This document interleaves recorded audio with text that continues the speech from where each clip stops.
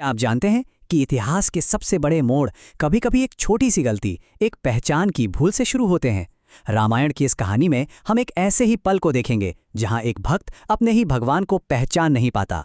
तो चलिए आज बात करते हैं एक मुलाकात की, एक दोस्ती की और एक ऐसे गहरे सवाल की जो धर्म के सबसे मुश्किल पहलुओं को हमारे सामने रखता है। और पता है, ये भक्त कोई साधारण भक्त नहीं थे, ये तो खुद शिव के अवतार थे और उनके भगवान मर्यादा पुरुषोत्तम राम। फिर भी जब दोनों का आमना सामना हुआ तो एक अजीब सी माया ने उन्हें घेर लिया, और यही वो पल था जिसने रामायण की पूरी कहानी का रुख हमेशा के लिए बदल दिया। तो चलिए चलते हैं कहानी में, ऋष्यमूक पर्वत की घनी वादियों में। यहाँ सिर्फ दो महान हस्तियों का मिलन नहीं हो रहा था, बल्कि एक ऐसी लीला रची जा रही थी जो पूरी कहानी को एक नया मोड़ देने वाली थी। सोचिए, एक तरफ सीता जी की खोज में दो राजकुमार जंगलों में भटक रहे हैं, चेहरे पर हिम्मत है पर आंखों में चिंता। और दूसरी तरफ पहाड़ की चोटी से उन्हें देख रहा है एक देश निकाला हुआ राजा सुग्रीव, जिसके दिल में अपने ही भाई बाली का खौफ बैठा है। उन दो अजनबियों को देखते ही सुग्रीव का डर और गहरा हो गया। उसे लगा पक्का ये बाली के भेजे हुए हत्यारे ही हैं। अब ऐसे मुश्किल समय में सुग्रीव अपने सबसे समझदार और भरोसेमंद सलाहकार हनुमान की तरफ देखते हैं। काम बिल्कुल साफ था, एक ब्राह्मण का वेश बनाओ, उन योद्धाओं से बात करो और पता लगाओ कि सच्चाई क्या है। ये सिर्फ एक जांच पड़ताल नहीं थी, ये तो सुग्रीव के भविष्य का सवाल था। हनुमान, जो बुद्धि और वाणी दोनों में माहिर थे, एक विद्वान ब्राह्मण का रूप धरकर उन राजकुमारों के पास पहुंचे। उनकी आवाज में शहद सी मीठास थी और बातों में गहरा ज्ञान। उन्होंने बड़े ही सम्मान से पूछा, हे दिव्य पुरुषों, आपका तेज तो राजाओं जैसा है, पर आप इस वीरान जंगल में क्या कर रहे हैं? राम का जवाब एकदम सरल, सीधा और सच से भरा हुआ था। उन्होंने बिना किसी लाग लपेट के कहा, हम अयोध्या के राजा दशरथ के पुत्र राम और लक्ष्मण हैं। एक राक्षस ने मेरी पत्नी सीता का अपहरण कर लिया है और हम उसी की खोज में यहाँ आए हैं। बस राम, ये एक नाम सुनते ही हनुमान के मन का सारा भ्रम, सारा शक पल भर में गायब हो गया। उनकी आंखों से माया का पर्दा हट गया। वो समझ गए कि वो जिनके दास हैं, जिनके वो अंश हैं, वो खुद उनके सामने खड़े हैं। ब्राह्मण का वेश गायब हो गया और हनुमान अपने असली रूप में प्रभु के कदमों में गिर पड़े।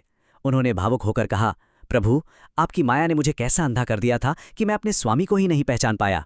तब श्री राम ने हनुमान को उठाया और गले से लगा लिया। ये सिर्फ एक भक्त और भगवान का मिलन नहीं था, ये दो विद्वानों का एक दूसरे को सम्मान देना भी था। राम ने लक्ष्मण से कहा, लक्ष्मण देखो तो जरा, इनके बोलने में एक भी व्याकरण की गलती नहीं है। ऐसा वही बोल सकता है जिसे वेदों का गहरा ज्ञान हो। सोचिए, यहाँ भक्ति और ज्ञान का कितना अद्भुत संगम हो रहा था। तो ये मुलाकात सिर्फ एक मुलाकात नहीं थी, ये एक बहुत बड़े गठबंधन की, एक ऐतिहासिक दोस्ती की शुरुआत थी। यहीं से रामायण की सबसे मजबूत दोस्ती की नींव रखी गई। तो देखिए, यहाँ समीकरण बड़ा सीधा सा था। राम को क्या चाहिए था? उन्हें सीता जी को ढूंढने के लिए एक सेना और जानकारी चाहिए थी। और सुग्रीव को बस अपने भाई बाली के डर से आज़ादी चाहिए थी, अपना खोया हुआ राज्य और सम्मान वापस चाहिए था। हनुमान जी ने इसी ज़रूरत को एक मजबूत दोस्ती में बदलने का मौका देखा। हनुमान के मार्गदर्शन में पवित्र अग्नि को साक्षी मानकर एक ऐतिहासिक कसम ली गई। ये कोई मामूली राजनीतिक समझौता नहीं था, ये उससे कहीं बढ़कर था। ये एक धार्मिक अनुष्ठान था। राम और सुग्रीव ने एक दूसरे के सुख और दुख को अपना समझने की शपथ ली, एक ऐसा बंधन जो हर कसौटी पर खरा उतरने वाला था। सुग्रीव की दर्द भरी कहानी सुनकर राम का दिल पिघल गया। उन्होंने सिर्फ दिलासा नहीं दिया, बल्कि दोस्ती के धर्म को फिर से परिभाषित किया। उन्होंने जो कहा वो दोस्ती की मिसाल बन गया। जो मित्र के दुख से दुखी नहीं होता, उसे देखना भी महापाप है। यह सिर्फ एक वादा नहीं था, यह सुग्रीव के लिए एक उम्मीद थी कि अब न्याय उनके साथ है। अब कहानी उस मोड़ पे आती है जहां वचन, धर्म और रणनीति सब एक साथ टकराते हैं। राम अपना वादा तो पूरा करते हैं, लेकिन जिस तरह से वो इसे पूरा करते हैं वो एक ऐसा सवाल खड़ा कर देता है जो आज भी पूछा जाता है। और वादा पूरा हुआ। एक ही तीर से जिसे कोई हरा नहीं सकता था, उस बाली का अंत हो गया। सुग्रीव को अपना राजपाट वापस मिल गया। लेकिन एक योद्धा को छिपकर मारने की इस घटना ने धर्म की परिभाषा पर ही एक बहुत बड़ा सवाल खड़ा कर दिया। मरते हुए भी बाली की आंखों में गुस्सा नहीं था, बल्कि एक गहरा सवाल था। उसने सीधे राम से पूछा, आप तो धर्म की रक्षा के लिए धरती पर आए हैं, फिर आपने मुझे एक शिकारी की तरह छिपकर क्यों मारा? क्या यही आपका धर्म है? ये सवाल सिर्फ बाली का नहीं था, ये सवाल आने वाली हर पीढ़ी का था जो राम के इस काम पर उठाया गया।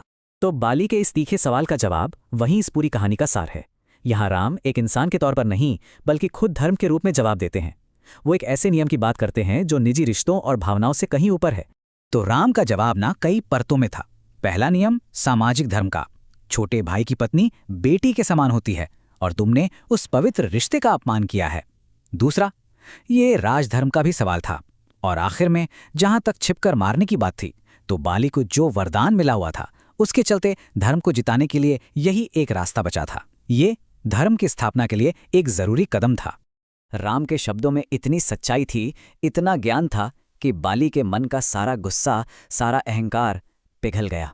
उसे अपनी गलती का एहसास हुआ और सामने खड़े राम में उसे भगवान दिखे। उसने माफी मांगी और अपने प्राण त्याग दिए, जिससे उसे सजा नहीं बल्कि मोक्ष मिला। इससे पता चलता है कि धर्म का मकसद सजा देना नहीं बल्कि आत्मा को सही रास्ता दिखाना है। तो ये कहानी यहीं खत्म होती है, लेकिन एक सवाल हमारे लिए छोड़ जाती है। जब निजी रिश्तों और दुनिया के धर्म के बीच चुनना हो तो सही रास्ता क्या है?